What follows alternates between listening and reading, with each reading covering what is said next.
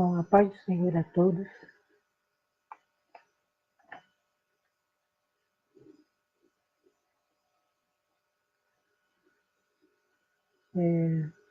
Hoje está começando um estudo sobre Pentecoste. E o tema desse estudo, dessa noite, é o que é Pentecoste.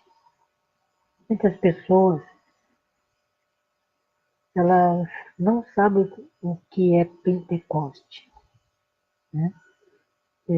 Nós temos lá no livro de Atos, né, onde fala sobre um pouquinho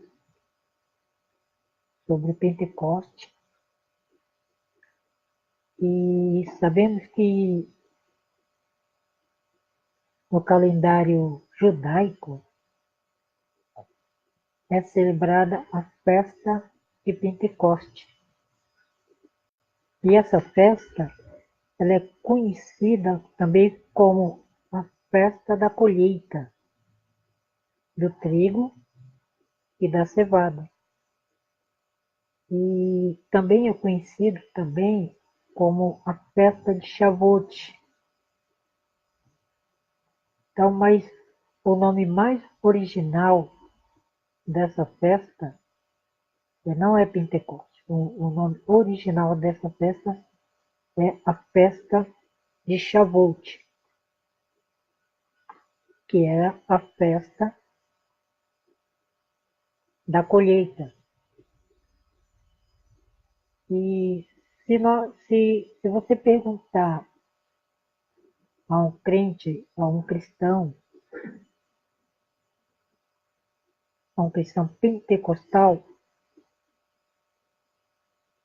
o que é Pentecoste, o que ele vai responder? Ele vai dizer que Pentecoste é derramamento do Espírito Santo. E essa é a resposta que nós vamos ter, até mesmo se perguntar a alguns pastores. Ele vai responder dizendo que Pentecoste é aquele que aconteceu lá em Atos 2. Ou que Pentecoste ele é o derramamento do Espírito Santo, ou sapateado, ou ficar profetizando, ou ficar pulando, ou até mesmo correndo de uma parte para outra dentro da igreja. Porque as pessoas acham que Pentecoste é algo que tem que acontecer todos os dias, em todos os cultos. A pessoa acha que em todos os cultos a pessoa tem que ficar falando línguas estranhas, que todos os cultos tem que acontecer milagres, que todos os cultos as pessoas têm que estar profetizando. E o que a igreja de Coríntios, ela valorizou muito isso na época de Paulo. Valorizou muito os dons de línguas, valorizou muito as profecias, valorizou as revelações, e foram até mesmo criados grupos nessa igreja, em que uns eram mais espirituais do que o outro. Os que falavam em línguas, que não é o tema aqui de hoje, né? Os que falavam em línguas lá estranhas lá em Coríntios, eles se achavam mais espirituais do que aquele que profetizava. Ou aquele que profetizava se achava mais espiritual do que aquele que tinha revelações. Ou aquele que tinha o dom de curar se achava mais espiritual do que aquele que falava em línguas. Então, em vez dele estar usando esses dons para a edificação da igreja, os dons estavam sendo usados para a divisão da igreja. E a hora que estava causando mais na igreja de Coríntios, que esses dons espirituais, eles não estavam causando ali uma edificação para a igreja. Eles estavam causando ali uma divisão da igreja, em vez de uma edificação. Então, nesse estudo, nós vamos saber o que realmente é o Pentecoste. O que é Pentecoste? Porque até mesmo a palavra pentecostal, ela é tirada de dentro da palavra Pentecoste. Ou seja, a palavra pentecostal é uma palavra inventada para poder explicar o que é Pentecoste. Porque se Pentecoste ele dá o mesmo significado do que é pentecostal, então a palavra pentecostal ela não tem sentido ou significado nenhum. Não tem nenhum significado, porque Pentecoste significa a festa da colheita. Pentecoste significa Shavuot. Era uma festa que o povo de Israel fazia 50 dias depois da Páscoa. Então, quando a gente faz essa pergunta, ou tem pessoas até mesmo que falam assim, eu sou pentecostal, eu nasci do fogo. Eu nasci do fogo. Então, vamos primeiro ler Atos capítulo 2, o que diz Atos capítulo 2.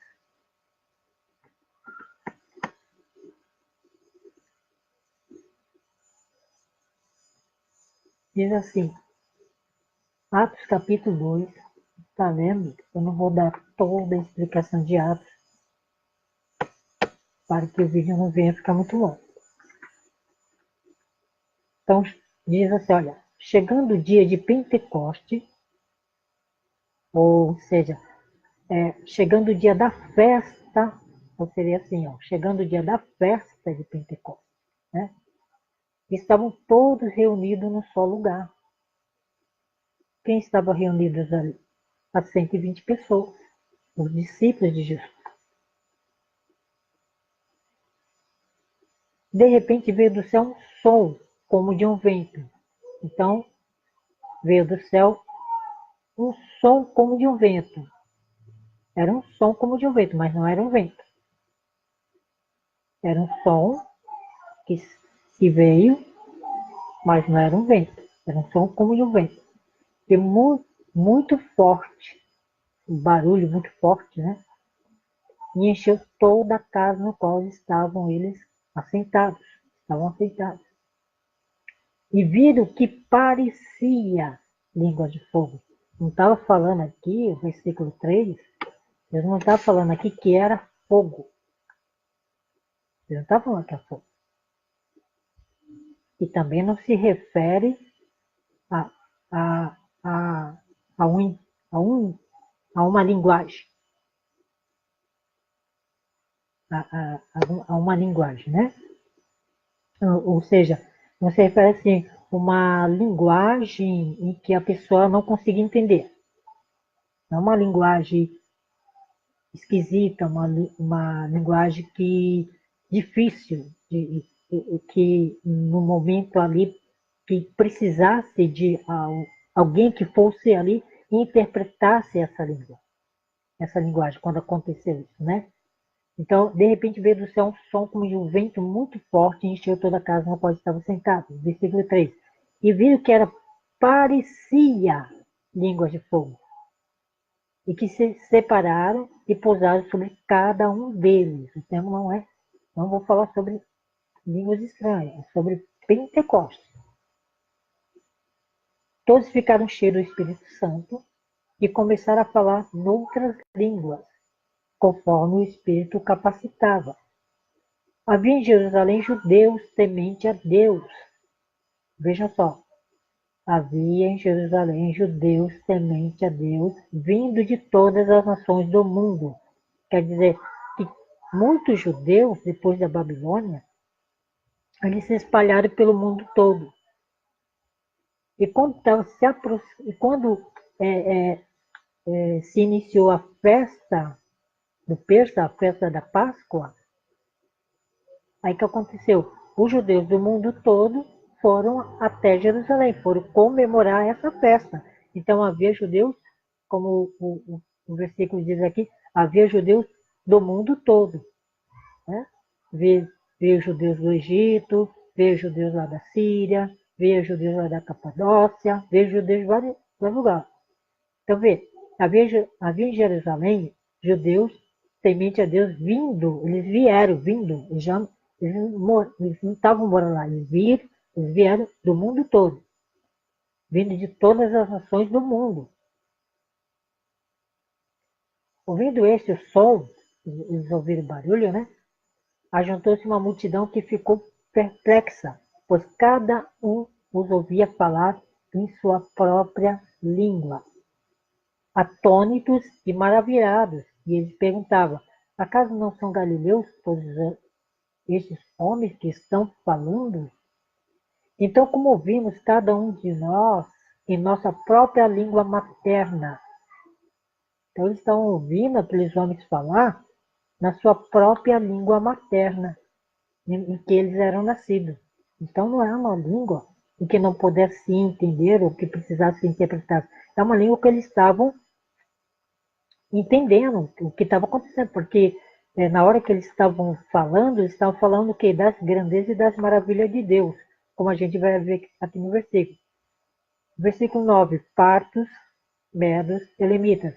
Então, quer dizer, havia judeus em Partos, havia judeus em Medos, havia judeus em várias partes do mundo, e habitantes da Mesopotâmia, da Judéia, da Capadócia, do ponto da província na província da Ásia, havia muitos judeus que ali haviam se espalhado e vieram todos esses judeus para a festa lá em Jerusalém. Na Frígia tinha judeus, na Panfila também tinha judeus, no Egito, todos eles vieram, e das partes da Líbia. Não eram pessoas, não era uma pessoa estrangeira que vieram para a festa de Shavuot, né, a festa de Pentecostes, porque tinha essa festa há séculos e que o povo de Israel eles fazem essa festa. Ela vem, as três festas principais em Israel era que era a Páscoa, era Pentecostes e as festas do tabernáculo. Eram as três festas principais: Páscoa, Pentecostes e a festa dos tabernáculos. Então, todo judeu que se espalhavam no mundo, todos os judeus que estavam espalhados no mundo, eles vieram para essa festa. Por exemplo, se houvesse lá naquela época o Brasil existisse, o país Brasil, então vamos dizer que morassem judeus aqui. Então, os judeus que morassem no Brasil, eles iam para a festa em Jerusalém. Os judeus que morassem ali na Itália, iam para a festa de Jerusalém. Os judeus que morassem nos Estados Unidos, iam lá para a festa de Jerusalém. Então, todos eles foram lá para a festa. E quando veio a presença, né, o derramamento do Espírito Santo naquele momento, o que aconteceu? Todos eles começaram a ouvir aqueles discípulos, aquelas pessoas, aquelas 120 pessoas, que eram que, quando aquelas pessoas que começaram a falar em línguas, né, elas começaram a falar em um idioma que eles mesmos entenderam, eram judeus. Eram judeus que estavam falando em uma língua materna que eles eram nascidos, falando das grandezas de Deus aos judeus, porque somente os judeus poderiam entender o que estava acontecendo naquele momento ali, que daqui a pouco nós vamos explicar.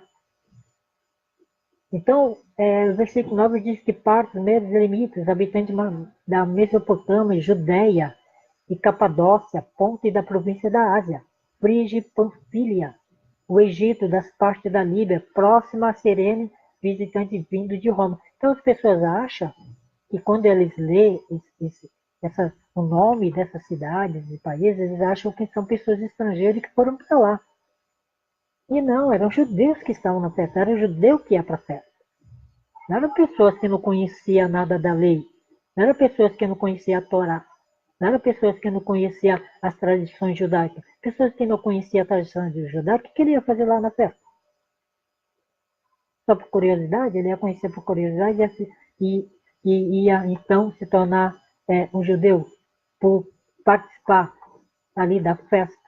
Estrangeiro podia participar da festa, mas estrangeiro que morasse em Israel. Mas a maioria dos muitos estrangeiros que moravam em Israel, eles se tornavam ali parte do judaísmo, prosélitos do judaísmo, acabavam se convertendo ao judaísmo também. E aprendia as leis, aprendia as tradições, aprendia várias coisas, se tornavam judeus. E quando acontece um momento desse, que foi na festa de Shavuot, ou na festa de Pentecostes, na festa da colheita, eles começaram a entender. Alguns não entendiam, outros já entenderam. Alguns zombaram, outros já estavam entendendo o que estava acontecendo.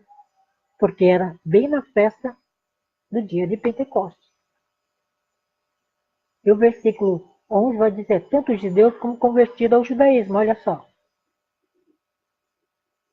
Tanto judeus como convertidos ao judaísmo, cretenses e árabes. Né? Tinha muitos cretenses e árabes que eram convertidos ao judaísmo. Nós ouvimos declarar as maravilhas de Deus em nossa própria língua. Veja só, eles ouviram falar das maravilhas de Deus na sua própria língua. Atônitos e perplexos, todos perguntavam uns aos outros, o que significa isso? Né? Alguns, todavia, zombavam deles e diziam, eles beberam vinho demais. Né? Uns queriam, uns não entendiam e zombavam, eles beberam vinho demais. Aí no versículo 14, Pedro vai explicar. Então Pedro se levantou-se com os 11, em alta voz, dirigiu-se à multidão e começou a falar, né, e explicar o que nós estamos entendendo aqui.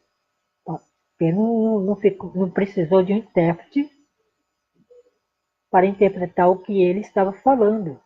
Olha o que Pedro falou, homens da Judeia e todos que vivem em Jerusalém.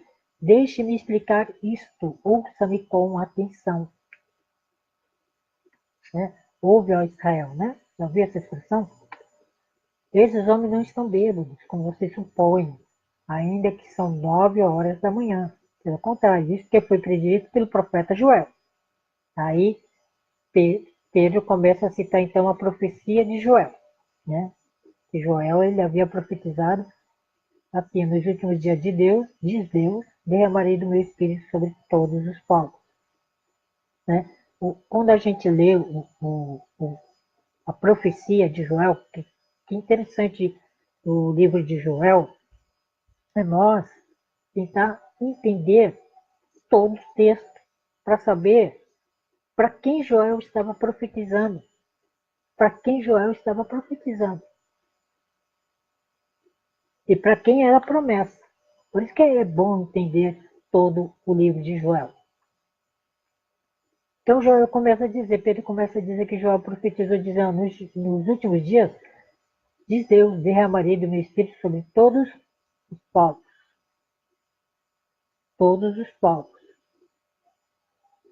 Os seus filhos e as suas filhas profetizarão, e os jovens terão visões, e os velhos terão sonhos.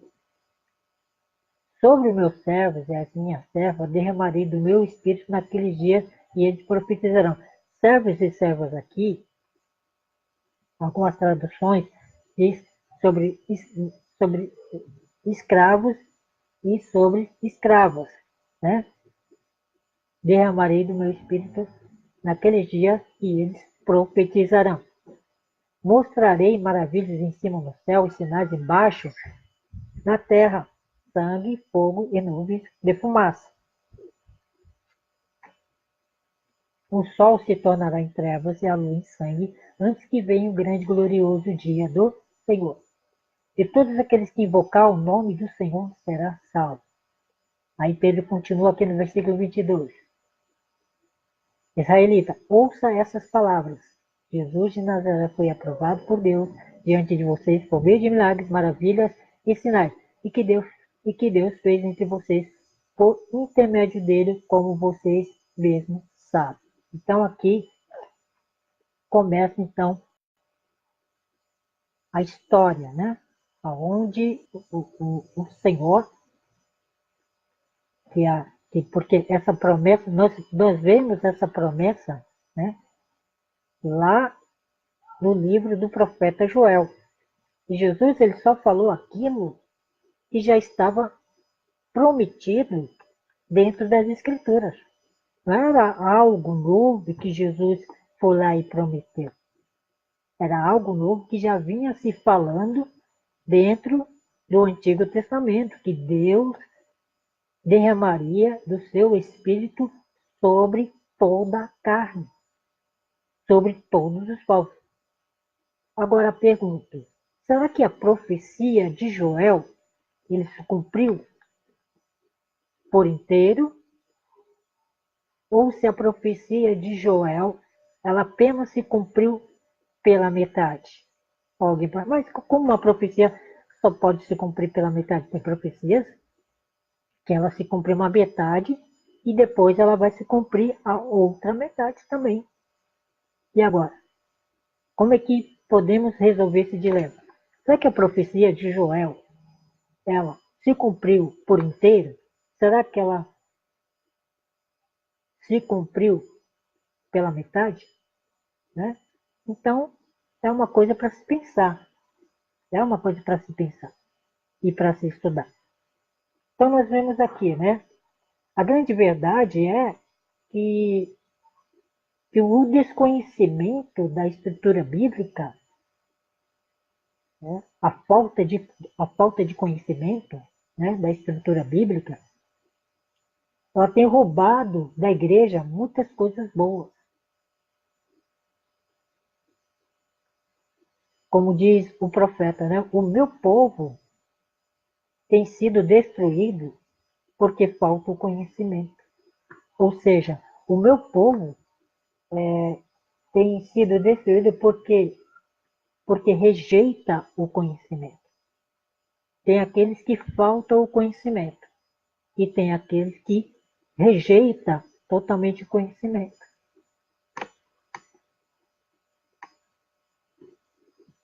Mas tem aqueles que procuram o conhecimento apenas para inchar o seu próprio ego. Tem pessoas que tem o conhecimento apenas para mostrar que tem conhecimento. Não porque tem o desejo de conhecer o Senhor. Não porque nasceu nele o dom de querer saber mais sobre Deus, sobre o céu, sobre as promessas do Senhor. Mas porque ele simplesmente quer se tornar alguém reconhecido dentro do sistema religioso. Então, muitas pessoas eles acabam até mesmo entrando no conhecimento não aprofundado e até mesmo limitado, e o que acaba acontecendo? Acaba ensinando coisas que não está de acordo com as escrituras. E acaba usando até mesmo a Bíblia, acaba usando as escrituras para o seu bel prazer. Não para trazer uma edificação, não para trazer um conhecimento de Deus. Então o povo, às vezes, eles têm rejeitado o conhecimento. São poucas pessoas que querem realmente se estudar, poucas pessoas que querem realmente se empenhar dentro do conhecimento de Deus. Então, então a igreja tem perdido muito valor por rejeitar o conhecimento. Então, o que falta para a igreja hoje, não é poder, porque tem muitas pessoas em busca de poder e poucas pessoas em busca do conhecimento. E quando busca conhecimento, busca por seu bel prazer, não para engrandecer o nome do Senhor, não para ensinar as pessoas o caminho certo, o caminho reto da justiça de Deus. Porque pessoas que procuram conhecimento, têm o conhecimento de Deus, se tornam pessoas simples, humildes. Então, o que falta para a igreja hoje não é poder. Né? Tem pessoas que o culto só é bom quando tem poder. Que o culto só é bom quando tem profecia.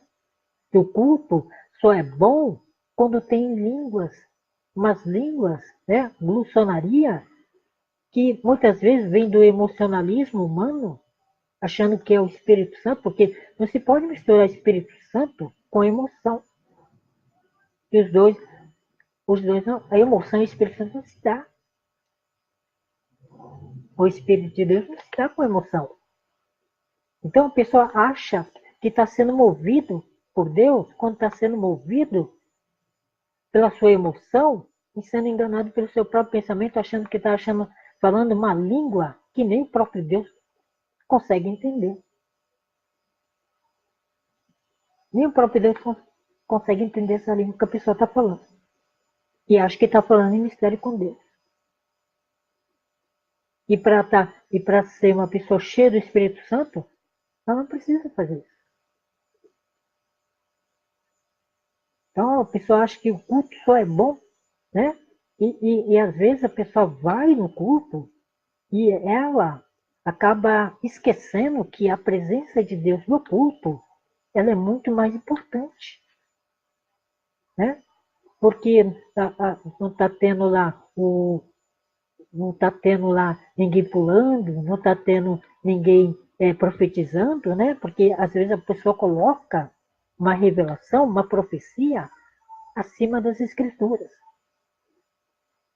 E não tem ninguém correndo na igreja, então a pessoa acaba se acomodando.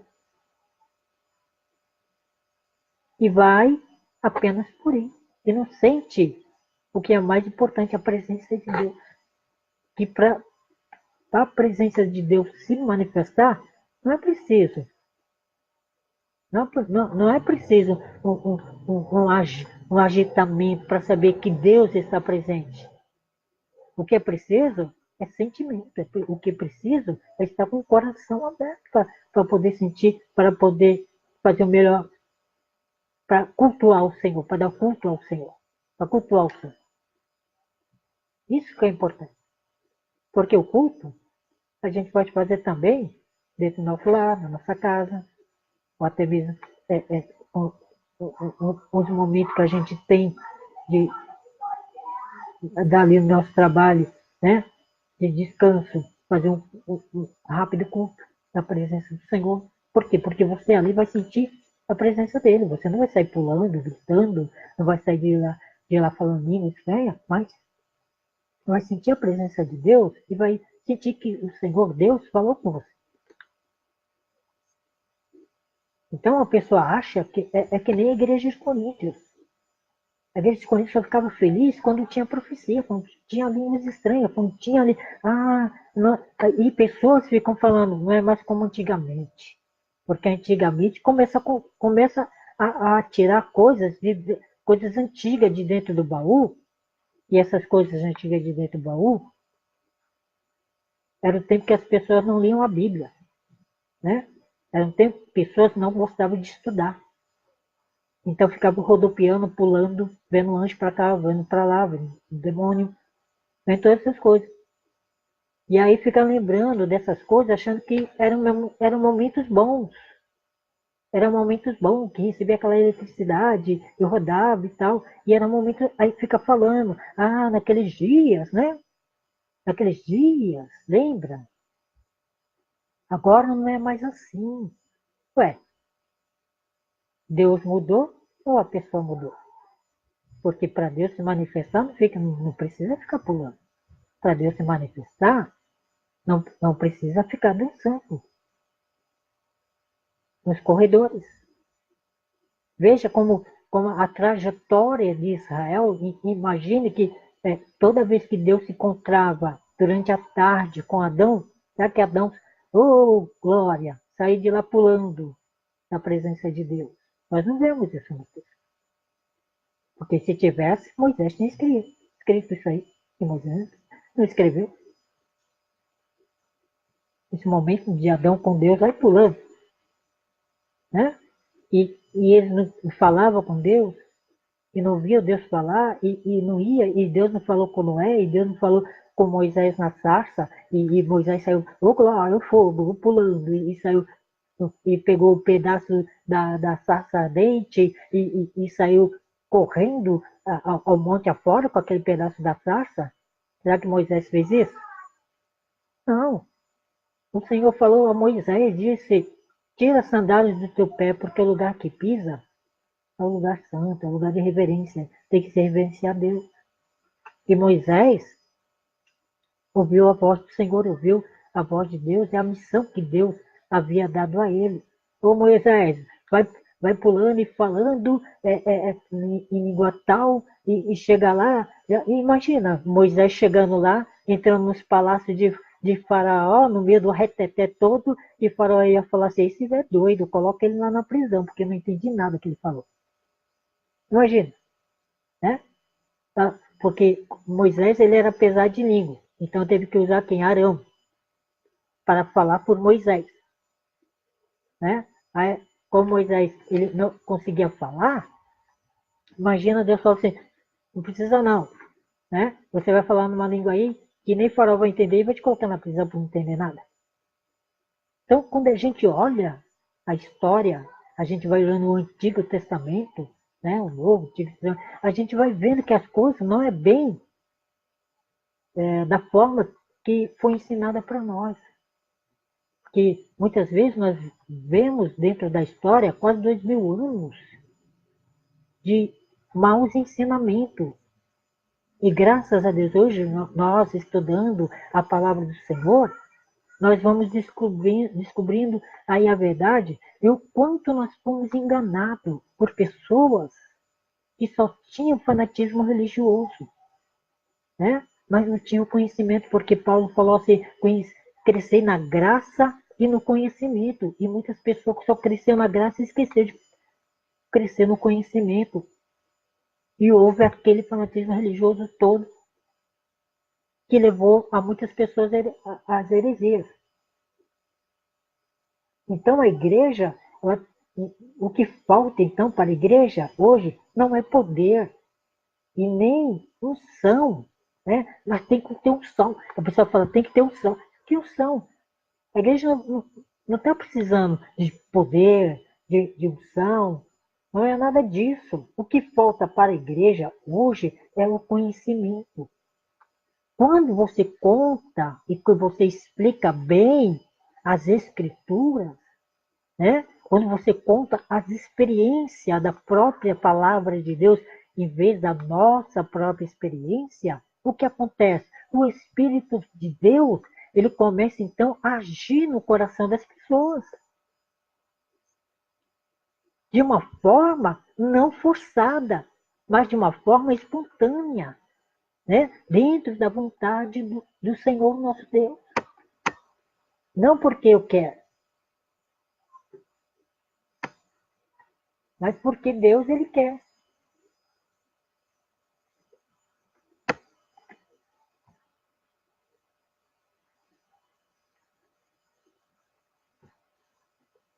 Então, o que falta para a igreja não é o que falta para a igreja não é poder, não é unção, não é nada disso. O que falta para a igreja hoje é o conhecimento, porque o povo perece, o povo, o que acontece? Ele rejeita completamente o conhecimento. Então, nós sabemos que o Pentecoste um dia aconteceu na história da igreja. Ou seja, um dia o Pentecoste ele aconteceu, ele aconteceu na vida dos, dos apóstolos de Jesus, né?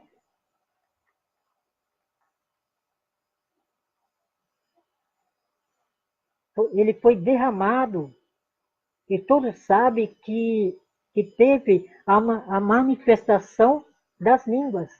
Quando nós lemos Atos dos Apóstolos, nós vemos ali a manifestação das línguas. Que línguas eram essas? Eram idiomas que eles estavam falando. E eram idiomas que o povo que estava lá fora, quem era o povo que estava lá fora, ouvindo eles falar? Eram judeus, não eram pessoas diferentes, não era pessoas lá do Brasil, dos Estados Unidos, não estava esse povo lá. Quem ia para a festa era judeu, porque a festa era judaica. Era uma festa da colheita, dos primeiros grãos, do trigo e da cevada, em que o sacerdote, ele movia, né? Porque aí para falar sobre a festa de Shavuot, que é a festa de Pentecoste, aí é um outro tema. Mas houve sempre uma valorização das línguas no Pentecoste. Então, o que acontece, né? Essa valorização das línguas no meio pentecostal, né?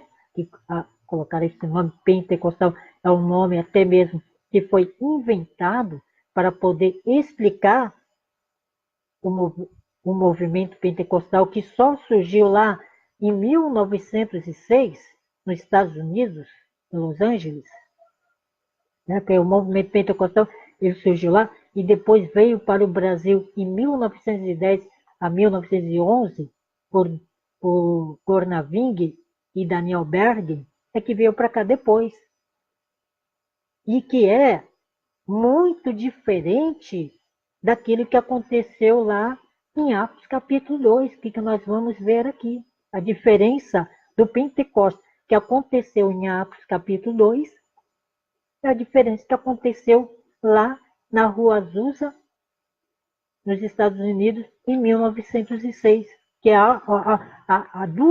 são duas histórias e uma história diferente da outra, uma história completamente diferente da outra, né? Porque o avivamento da Rua Azusa, em 1906, é totalmente diferente do que aconteceu em Atos. É uma outra história. Então, o que acontece? Havia uma supervalorização das línguas no Pentecoste, como até mesmo nos tempos de Paulo, porque Paulo, quando ele escreve a carta aos Coríntios, até no capítulo 12, capítulo 13, capítulo 14, ele vai fazendo o que? Ele vai chamando a atenção. Por que ele vai chamando a atenção? Porque o povo, eles não estavam fazendo o uso correto dos dons que Deus havia dado a eles. Então, Paulo estava criticando, chamando a atenção deles. O culto da igreja de Coríntios, quando você entrava nesse culto, você ficava totalmente horrorizado que o que acontecia lá dentro do culto da igreja de Coríntios. Em que os irmãos teve que escrever para o apóstolo Paulo, falando: Paulo, coloca ordem na casa, porque a casa está realmente uma bagunça, né? Quem entrasse lá via que era uma bagunça, uma bagunça terrível. Então, a falta de conhecimento sobre esse tema levará muitas pessoas a delírios e zombarias, né? A falta de conhecimento sobre o que aconteceu em Atos 2 levaram muitas pessoas a heresias, levaram a muitas pessoas a zombarias, escândalos, né? Que hoje nós vemos muitos escândalos na internet, vemos escândalos no Face, pessoas fazendo coisas absurdas, achando que é o Espírito Santo, que é um avivamento ali, e que é algo que está na Bíblia quando não está dentro das Escrituras. Então, ao cumprir o dia de Pentecoste, né, ao cumprir o dia de Pentecoste, isso significa que Pentecoste, na verdade, o Pentecoste, na verdade, ele não nasceu em Atos 2, como muitas pessoas pensam. Alguém vai falar: não, nasceu em Atos 2, não, Pentecoste não nasceu em Atos 2. Então, isso significa que isso aconteceu em uma data em que já existia o Pentecoste. Antes do Pentecoste acontecer em Atos 2, o Pentecoste já existia há muitos séculos antes de acontecer em Atos 2. Então, porque as pessoas, ela relaciona Pentecoste com avivamento, quando Pentecoste não é avivamento. Muitas pessoas relacionam Pentecoste com falar em línguas, estranham línguas, a gluçonaria. E Pentecoste não é gluçonaria.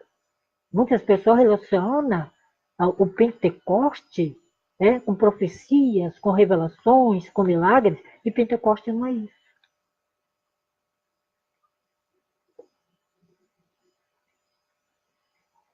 Estavam todos reunidos no mesmo lugar. Pessoas que foram atraídas por Deus e colocadas em um lugar específico. Todos foram reunidos para um propósito. Né? Que lá em Jerusalém, todos foram ali reunidos por Deus. Por quê? Porque era uma festa, a festa da colheita. E todos foram reunidos ali para um propósito. Tem muita coisa acontecendo nesse capítulo em Atos, tem muita coisa acontecendo. Mas quando a pessoa olha para o livro de Atos no capítulo 2, a única coisa que a pessoa consegue memorizar é o derramamento do Espírito Santo. A única coisa que a pessoa consegue enxergar dentro do livro de Atos é o derramamento do Espírito Santo.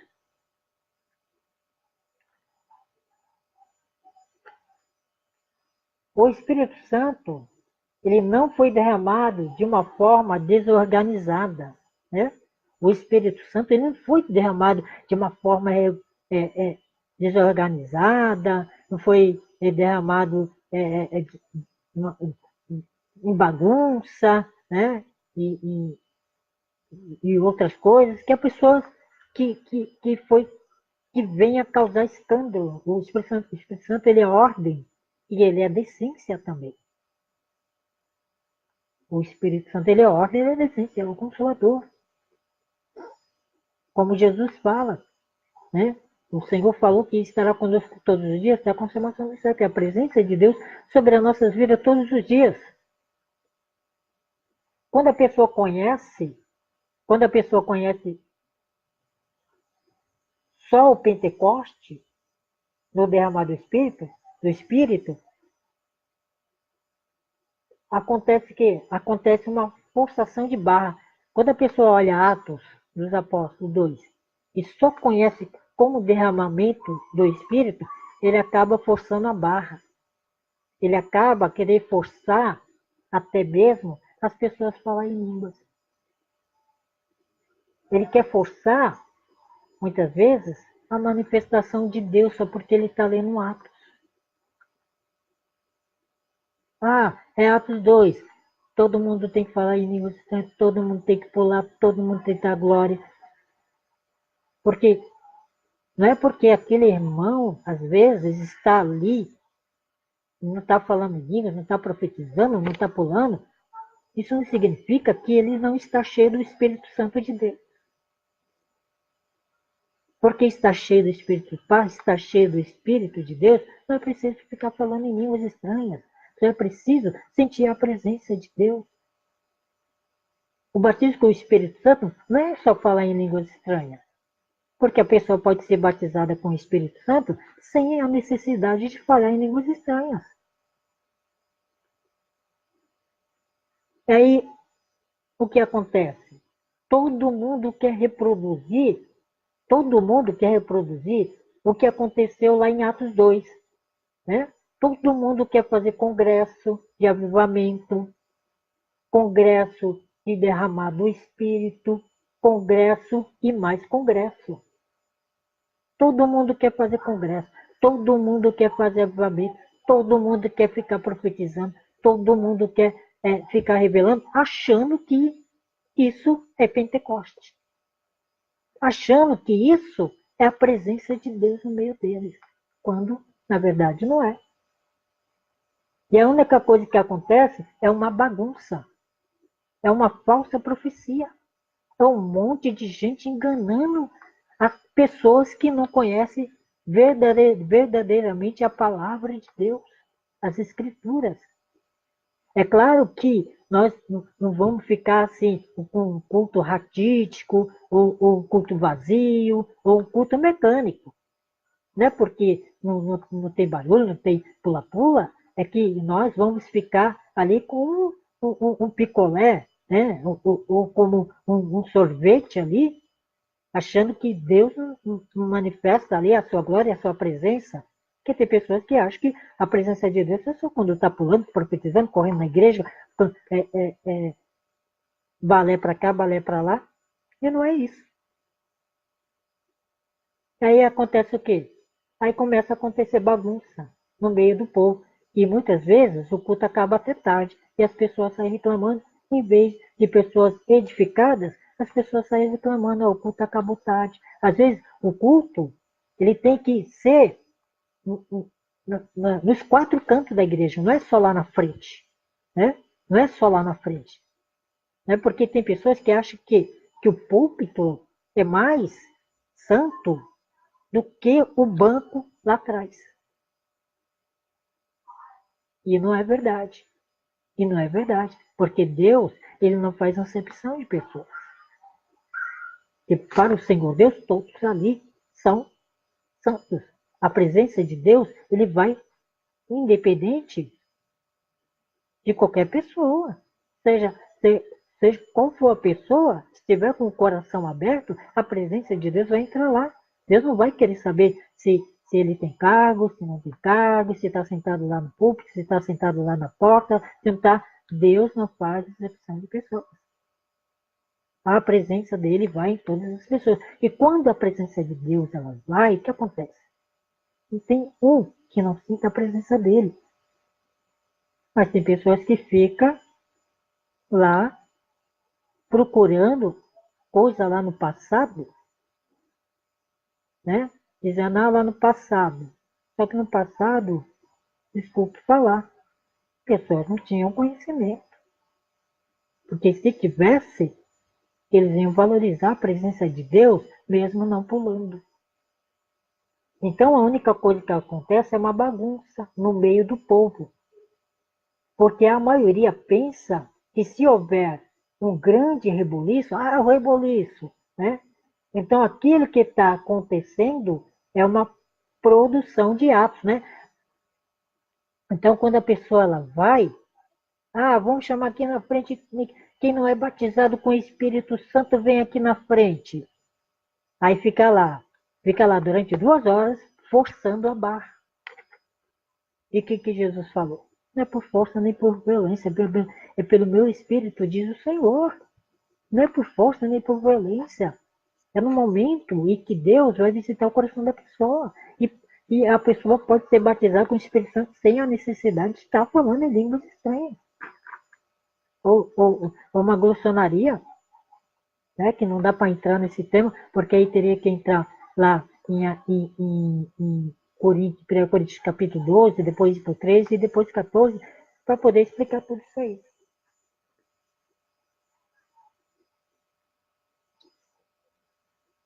Então, o primeiro Pentecoste na história aconteceu lá em Êxodo, né, capítulo 32, versículo 26.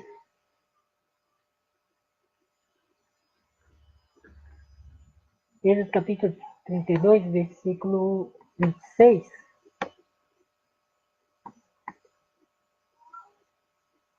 Se dá para explicar.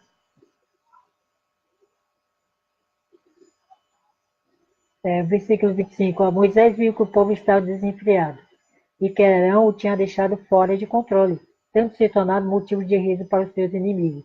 Então ficou em pé à entrada do acampamento e disse: Quem é pelo Senhor, junte-se a mim. E todos os levitas se ajuntaram a ele. E declarou-lhes também: Assim diz o Senhor, Deus de Israel: Pegue cada um sua espada, percorra o acampamento da tenda em tenda, e mate seu irmão, e seu amigo e seu vizinho.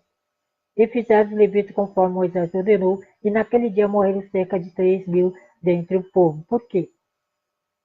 Porque o povo havia, depois que Israel saiu do Egito, e que Moisés ele sobe ao monte para receber as instruções de Deus, o povo então, eles ficam achando que Moisés não vai voltar mais, ou que Moisés morreu lá pelo caminho, e aí que eles começam a fazer, eles fazem um bezerro de ouro, dizendo que aquele bezerro de ouro os havia tirado da terra do Egito. Então, vou explicando aqui, olha, como foi o primeiro como foi o primeiro evento do Pentecoste na história de Israel?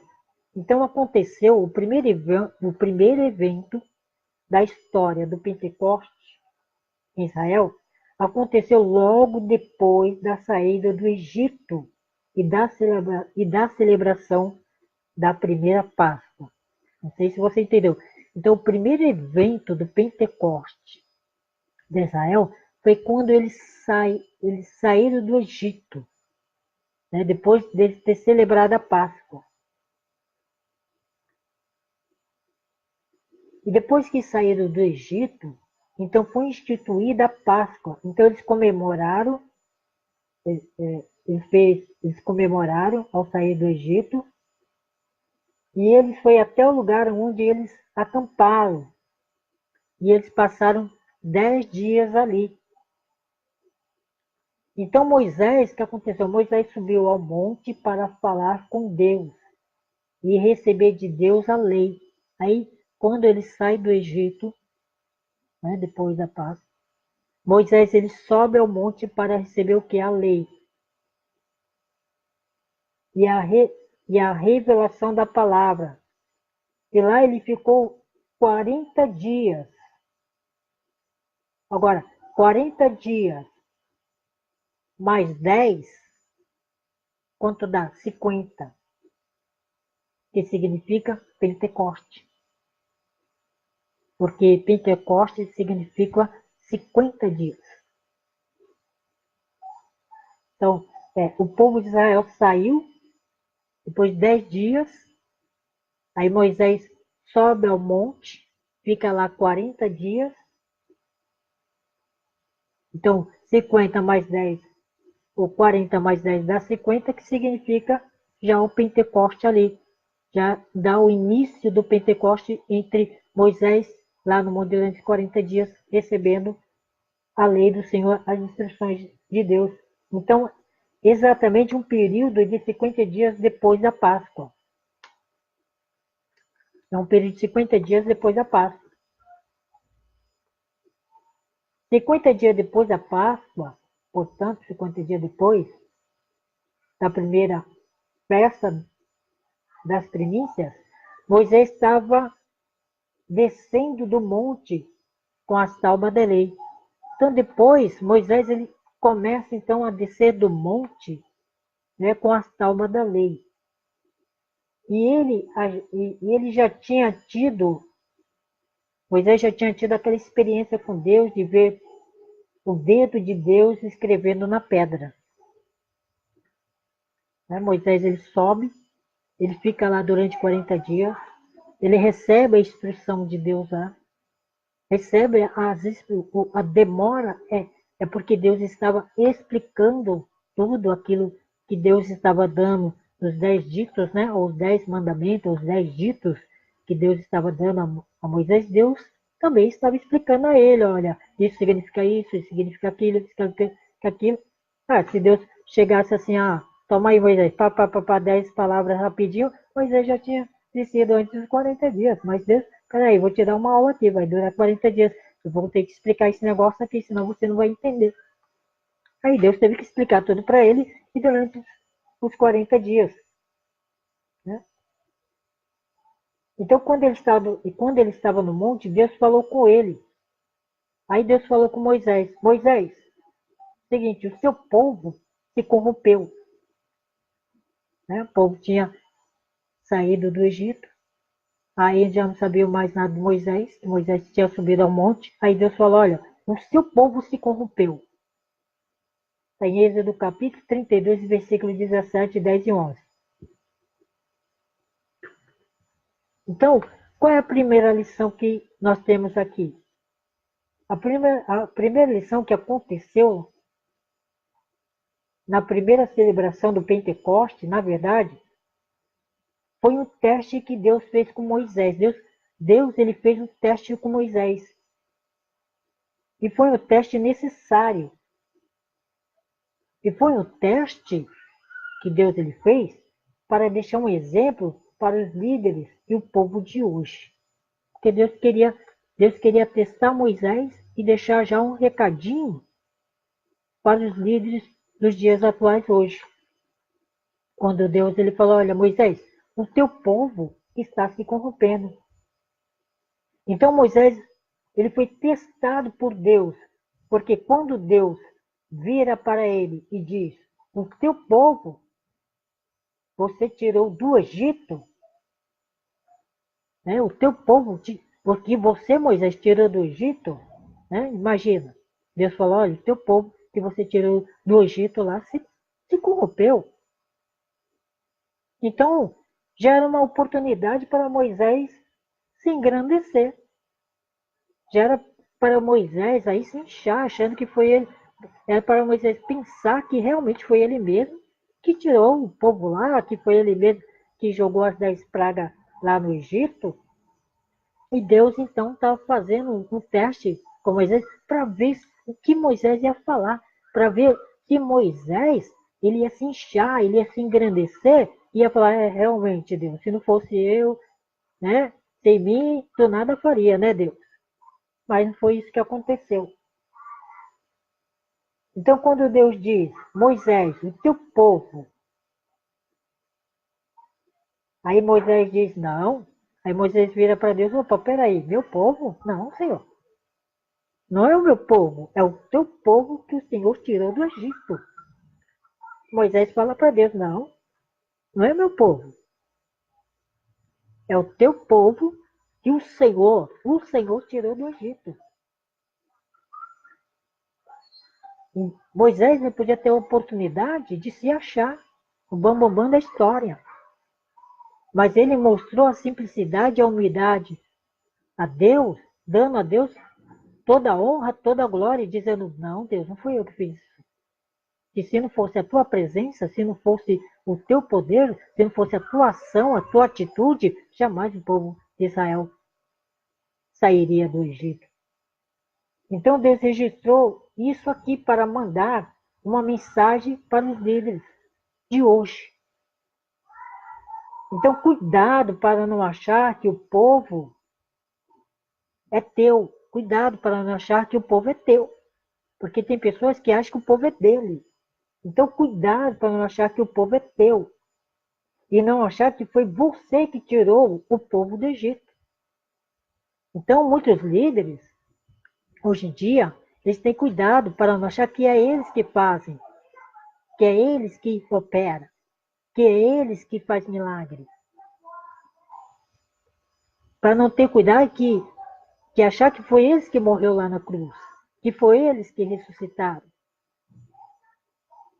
Tem que ter esse cuidado, para não entrar soberba no coração das pessoas, para não entrar a soberba dentro das pessoas que se diz que é líder do povo. Pode ser líder, mas não é dono do povo.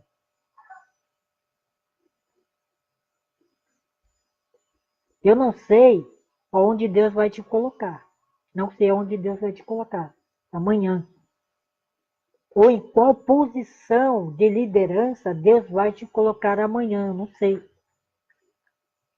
Mas cuidado quando você estiver na posição de liderança. Cuidado quando você estiver na posição de liderança. Não se esqueça, independente dos elogios que você receber, porque tem elogios que acabam com o líder, né? Tem elogios de pessoas que acabam com a liderança. Coloca ele lá no pedestal. Então tem que ter cuidado com esse tipo de elogio, de não tornar o teu coração soberbo, de achar que foi você que tirou o povo do Egito, em vez de Deus ter tirado. Então, muitos elogios acabam colocando a pessoa à ruína, né? Como inimigo, o diabo quis colocar Jesus no pináculo do templo. E muitos querem estar lá em cima. Então tem que ter o cuidado. É esse recado que Deus, ele diz, ele deu esse ensino a Moisés para servir de exemplo para nós hoje. Então tem que ter cuidado com os elogios que a pessoa recebe. Não se esqueça que o povo de Deus foi Deus que os tirou do Egito. Não se esqueça que o povo é de Deus. Não se esqueça que o povo é de Deus. E Deus sabe o problema de cada pessoa. E quem tirou o povo do Egito foi Deus e não você. Quem tirou o povo da escravidão do pecado foi Jesus e não você. Então a gente aprende muito estudando a liderança de Moisés e estudando o Pentecoste lá em Atos que aconteceu, porque a gente vai entendendo o que é realmente o Pentecoste, que não é ficar pulando e dançando para lá e para cá. Veja só que interessante, né? Veja só o que é interessante. Então tem muita gente corrompida por aí, achando que são donos das pessoas, achando que até são donos da obra do Senhor. Tem pessoas que se acham dono das pessoas e que se acham dono da obra do Senhor, né? E acho que a obra do Senhor é evangelização, acho que a obra do Senhor é exercer algum cargo na igreja, acho que a obra do Senhor é ficar dirigindo o culto. Isso não é obra do Senhor. Se isso fosse obra do Senhor, então Deus não ia precisar dessa obra. Tem pessoas que acham que a obra do Senhor é o templo, é o púlpito, é o culto. Se fosse assim, então o Adão ia ser o primeiro a fundar o seu ministério. Se a obra do Senhor fosse essa, a obra do Senhor foi a criação. A obra do Senhor, ela foi criar o homem à sua imagem e semelhança. A obra do Senhor, o que foi a obra do Senhor? É dar a sua palavra. A obra do Senhor foi dar o seu único filho, o Messias de Israel, para morrer pelo pecado do povo.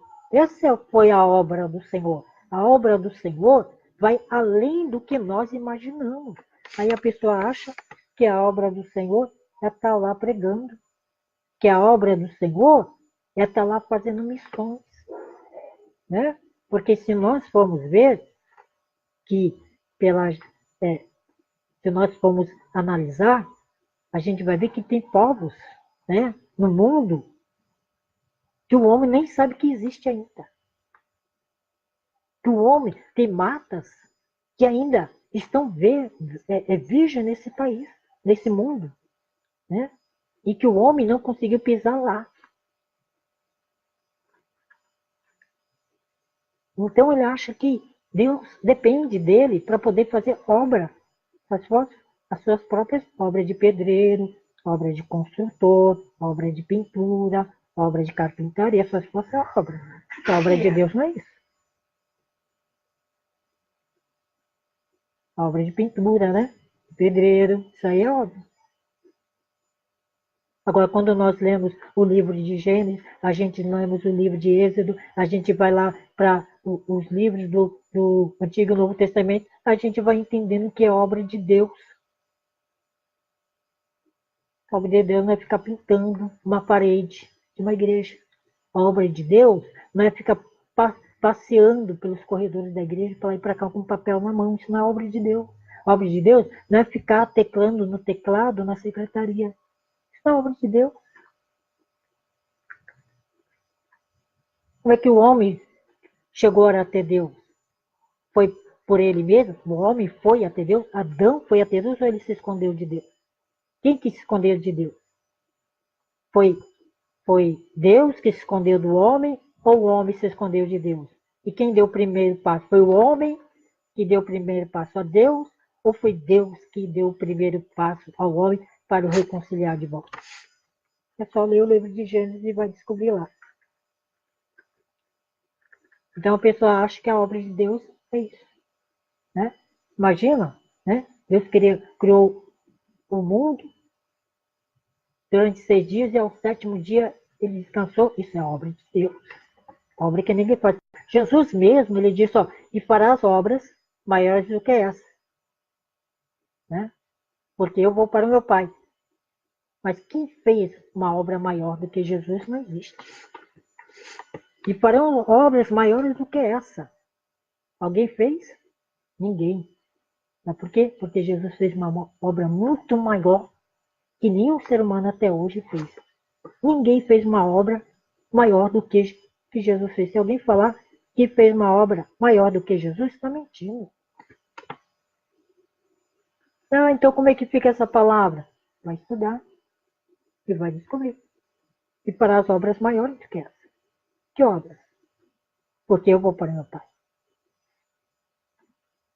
E Jesus fez uma obra muito maior, a qual homem nenhum fez. Então tem muita gente corrompida por aí, achando que são donos das pessoas, achando até que são donos da obra do Senhor. Sem Deus, sem Deus, nem você teria saído do Egito. Sem Deus, jamais nós iríamos sair da escravidão do pecado sozinhos. E o capítulo 32 e o capítulo 33 de Êxodo é um capítulo muito interessante, porque ele descreve essa cena de conflito interior do povo. Moisés vai, né, e quebra as tábuas. Mas antes de Moisés descer do monte, o que Deus ele fala? Deus disse que o povo se corrompeu. Vou destruir esse povo e fazer de você uma nação nova. Quando Deus viu que o povo estava se corrompendo, né? Porque era ali que o momento do Pentecoste era quando Moisés estava recebendo as leis de Deus. O momento do Pentecoste era quando Moisés estava tendo ali uma instrução de Deus, a entrega da lei. Era o Pentecoste, a entrega da lei, a entrega da palavra. Aí Deus fala, Moisés, não tem problema, o povo está se corrompendo. Moisés disse, o Senhor não. Aí Deus fala, eu vou destruir o povo e fazer de você uma nova nação. Aí Moisés disse, Senhor, não faça isso. Os egípcios vão dizer que o Senhor não conseguiu cumprir a promessa. E se o Senhor não der outra chance para o povo, pode tirar meu nome do livro da vida. Vê a coragem de Moisés? Olha, Senhor, se o Senhor não tirar, se o Senhor não der uma outra chance ao povo, porque eles caíram na idolatria, eles fizeram bezerro de ouro, eles se prostituíram lá em cima, eles fizeram coisa ruim, coisa horrível, mas se o Senhor não der uma outra chance para o povo, pode riscar o meu nome do livro da vida. Surpreendeu a Deus ou não? Imagina que líder, né, de exemplo, que liderança de exemplo, né? Capaz de dar a vida pelo povo, Moisés. Mas olha, se o Senhor, o que esses egípcios vão falar? Que o Senhor não cumpriu com a sua palavra, que o Senhor nos trouxe aqui para morrer e nos matar no deserto. Olha só, Senhor. E Senhor, se tu não der uma outra chance para o povo, tira meu nome do livro da vida. Né? Quantos líderes, eles não se preocupam. Como Moisés, ele se preocupou. Como muitos líderes, quando se vê uma ovelha se desgarrando, ele não deixa as 99, né, como disse Jesus lá na parábola, e não vai atrás daquela que se desgarrou. Ele não quer deixar a sua festa nos seus dias consagrados para tirar a ovelha de dentro da cisterna, de dentro do poço. Ele não quer fazer isso. Ele quer que alguém faça por ele. Quando Deus, o próprio Deus, deu essa liderança. Mas ele tá jogando porque ele acha que as pessoas acham que só o suficiente de estar ali já tá bom, que não tem que fazer mais nada. Né? Agora, o exemplo que Moisés ele dá, quando ele diz, Senhor, se o Senhor não der uma outra chance para o povo, diz para o meu nome no livro da vida. Quem é que vai fazer isso? Qual é o líder que vai, né? Já pensou se Deus falar assim, tá bom então, vai você e o povo, né? Afunda. Imagina, né? E a Moisés e o povo pro fundo. Mas Deus, né? Misericordioso, bondoso, compassivo, e a sua misericórdia não tem fim, ela dura para sempre, né? E Deus, bom, vou dar outra chance, né? Deus quis dar outra chance. Né? Senhor, o povo, se tu não, então tá bom, mas Deus é misericordioso.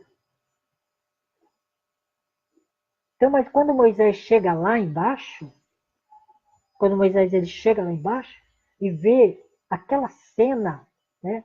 Um bezerro de ouro gigantesco e o povo se prostituindo, né? Pulando, gritando, né? Se ferindo com facas, se prostituindo ao ar livre, diante de um ídolo feito de ouro. Então, quando Moisés viu aquilo, ele ficou apavorado. Moisés ele ficou totalmente desesperado. Esse era o Pentecoste que estava acontecendo na Israel.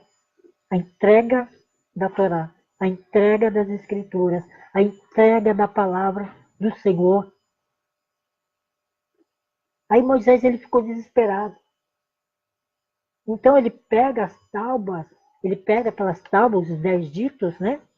As 10 palavras, os 10 mandamentos, como as pessoas conhecem como os 10 mandamentos. Alguns falam que foi abolido nada, isso é história de carochinha. A lei ela continua. A lei ela continua em vigor. Então, o que Moisés fez? Ele pega aquelas tábuas da lei e jogou lá no chão. Ele ficou furioso. Ele jogou no chão e partiu em vários pedaços. Pá, e quebrou. Então, o que está por trás da festa do Pentecoste? A Páscoa ela abre o ano judaico.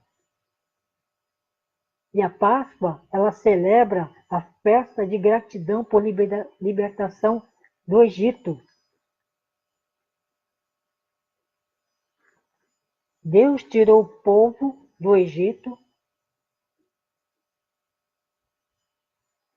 na mesma festa do ano em que as colheitas começavam. Deus tirou o povo do Egito na mesma festa, no mesmo período do ano em que as colheitas começavam. Então, no dia em que Deus mandou passar o sangue do cordeiro nas portas e que tirou eles do Egito, era a mesma data em que a colheita da cevada estava acontecendo.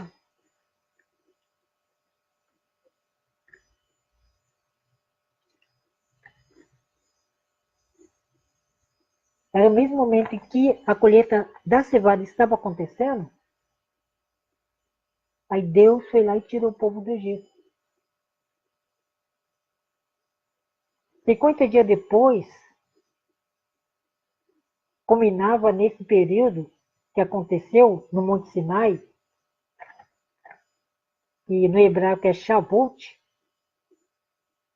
então torna bem conhecido como Pentecoste. Então esse dia que aconteceu, ele se torna conhecido então como Pentecoste ou como a festa de Shavuot, por causa do período de 50 dias. Mas o nome é Shavuot, que é a festa das semanas e também a festa do juramento.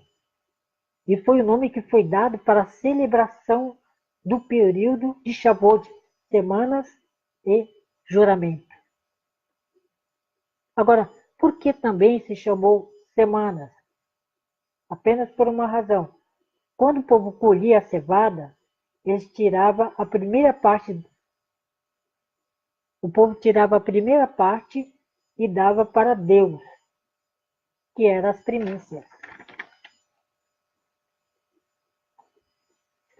Com isso eles cobriam a semana, com isso eles abriam as semanas com colheitas, porque depois da colheita da cevada, que durava alguns dias, vinha a colheita do trigo. Então era uma grande festa, né? O Pentecoste, o Shavuot, eles eram uma grande festa em que se dava a primeira parte para o Senhor Deus, né, que se chamava as primícias, e que era queimado com o holocausto,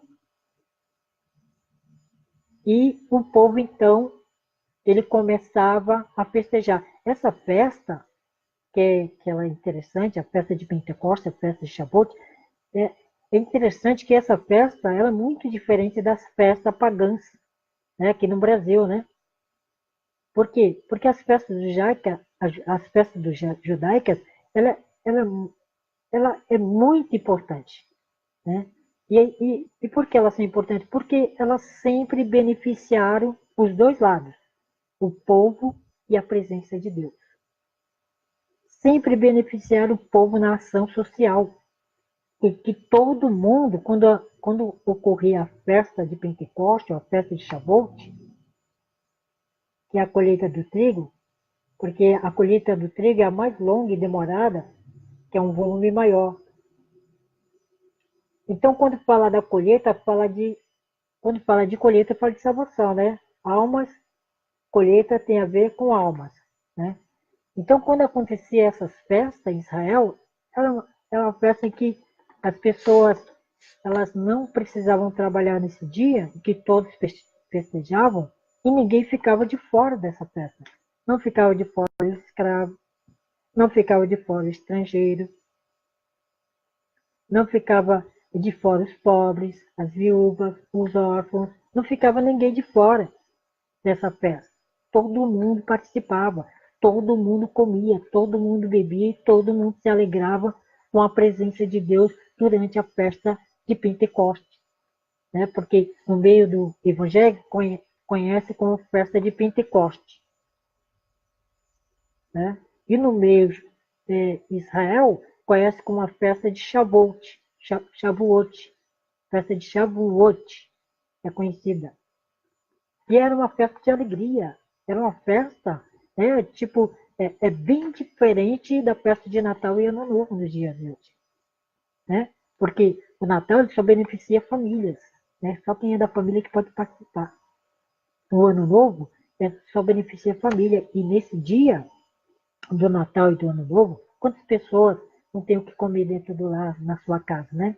Quantas pessoas não têm condições de comprar uma roupinha nova para poder participar dessas festas, né? Que é direcionada ao comércio, que é direcionada ao dinheiro.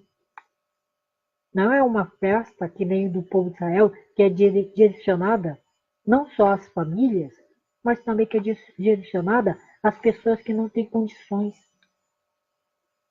Por exemplo, o israelita ele ia comemorar a Páscoa, e se a Páscoa fosse muito grande, ele poderia convidar outras pessoas para participar junto com ele com a Páscoa. E é difícil alguém fazer isso. Alguém chegar lá, oh, participa comigo aqui, né? Então é muito diferente, porque as festas de Israel, elas sempre estão beneficiando aos necessitados. E qual é a festa, né, que a gente vê, tem a festa que tem aqui no Brasil? Festa de Carnaval, festa de Ano Novo, festa de Natal, festa de Cosme da Mil, essa festa. Olha as festas de Israel, como é importante. E são festas solenes, são festas eternas. E são festas que foi dada por Deus. E foi essa festa que, que exatamente aconteceu lá em Atos capítulo 2, a festa de Shavuot. Então, entre a Páscoa e o Pentecoste, havia 7 semanas, e 7 vezes 7 são 49. Então, esses 49 dias era dia de acontecimento, de expectativa para os 50 dias, que era a festa de Pentecoste. Todo esse processo era aberto pela colheita de cevada, que eles levavam a colheita de cevada, eles levavam a colheita de trigo, né? E eles iam pelos caminhos festejando. E pela entrega das primícias a Deus, que é dos primeiros frutos. Uma vez entregue a primícia a Deus, o povo estava livre para celebrar a festa das semanas, a festa de Pentecostes. E a colheita era uma festa, era uma festa. Eles passavam 7 semanas em celebração a Deus. 7 semanas do dia de Pentecoste.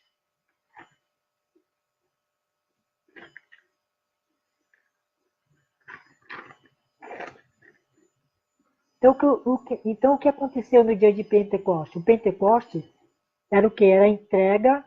O que era o Pentecoste? Era a entrega da lei da Torá para Israel. O Pentecoste, na verdade, ele é a entrega da lei para Israel. Era a entrega das escrituras, da palavra.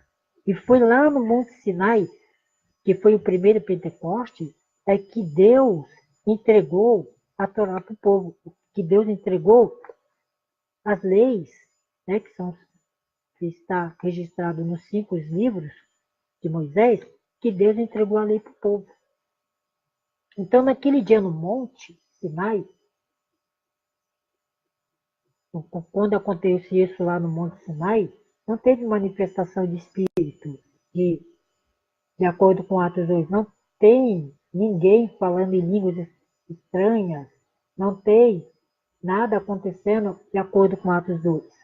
Né? O que aconteceu lá no Monte Sinai não tem essas coisas, né? que acontecem nos dias atuais hoje, dentro de muitas igrejas evangélicas por aí. Então, qual foi as duas coisas marcantes lá no Monte Sinai? Qual foi as duas coisas que marcou o povo de Israel no Monte Sinai? Foi a entrega da lei. Foi a primeira vez que o povo recebe a palavra do Eterno por escrito em tábuas de pedra. Né? Podemos dizer que ali foi a primeira Bíblia. Né? Foi a primeira Bíblia. Foi a entrega da lei no Monte Sinai. E outra coisa que aconteceu no Monte Sinai ali, né, foi a morte dos rebeldes, lembra? Eu acabei falando, que li aquele capítulo, né? Moisés ele desce do monte, e o povo está indo na idolatria, ele quebra os mandamentos da lei do Senhor. Né? Então, quando Moisés ele desce do monte, com as tábuas nas mãos, e ele vê aquela cena terrível, ele quebra as tábuas. Então, ele acaba até repreendendo Arão. Mas os rebeldes não queriam se render. Aí então Moisés ele coloca em pé e diz: aquele que quer ficar do lado de Deus, passe para o meu lado. Aí Moisés chega lá, quebra as tábuas da lei, aí as pessoas não querem se arrepender. Aí Moisés fala: olha, quem quer ficar do lado de Deus, passa para o meu lado. E a única tribo que passou para o lado de Moisés foi a tribo de Levi. E quando a tribo de Levi passou para o lado de Deus, Moisés, então, ele mandou pegar a espada e mandou matar todos os rebeldes que estavam na idolatria. E morreram quase 3.000 almas naquele dia. Quase até o que está registrado lá em Atos. Né? Lá em Atos fala que 3.000 almas, 3.000 reconheceram Jesus, o Yeshua, como Messias. 3.000. Não é que lá em Atos fala que 3.000, não é que eles se converteram. Lá em Atos, se não me engano, 2. Em Atos 2. Fala, não é que eles se converteram, é que eles, né, abriram a mente. É que eles, peraí, realmente, é isso mesmo que eles estão falando. Realmente, aquele que morreu lá na cruz é o Messias, que nós estávamos esperando, ó, há muito tempo. Eles começaram a juntar uma coisa com a outra. Eles começaram a encaixar as peças do quebra-cabeça do que estava acontecendo no dia de Pentecoste lá em Atos capítulo 2. Peraí, o que eles estão falando tem sentido, realmente. Aquele que morreu lá na cruz, que foi rejeitado, que Pilatos lá lavou as mãos, é ele. Eles começaram, não é que eles se converteram, eles já conheciam a lei, eles já conheciam a palavra, eles já conheciam as escrituras. Não é como a pessoa sair daqui, quer aceitar Jesus? Quer aceitar Jesus? Não. Eles se arrependeram, né? Reconheceram o erro deles, de não ter percebido isso, e acabaram reconhecendo Jesus como Messias. Então, quando nós lemos, então, então nós temos duas coisas em Pentecostes, né? Como eu falei, a entrega da lei e a morte de 3.000 pessoas. Né? Quando lemos Atos 2, nós encontramos duas coisas interessantes acontecendo ali. A primeira manifestação em dois estágios. Línguas repartidas como de fogo, né? Língua repartida, é quando nós vemos em Atos dos Apóstolos, nós vemos línguas repartidas como parecida, né? Não era, né? Era parecida como de fogo, não era fogo, mas era parecida como de fogo. Então, o que a língua lembra? A língua lembra a palavra. Língua fala de palavra. E isso tem tudo a ver com o Monte Sinai. Então, quando lá em Atos estava acontecendo esse movimento, né, e que as pessoas viram línguas repartidas como de fogo, e como eles começaram a falar, né, e o povo começou a entender, quer dizer, eles estavam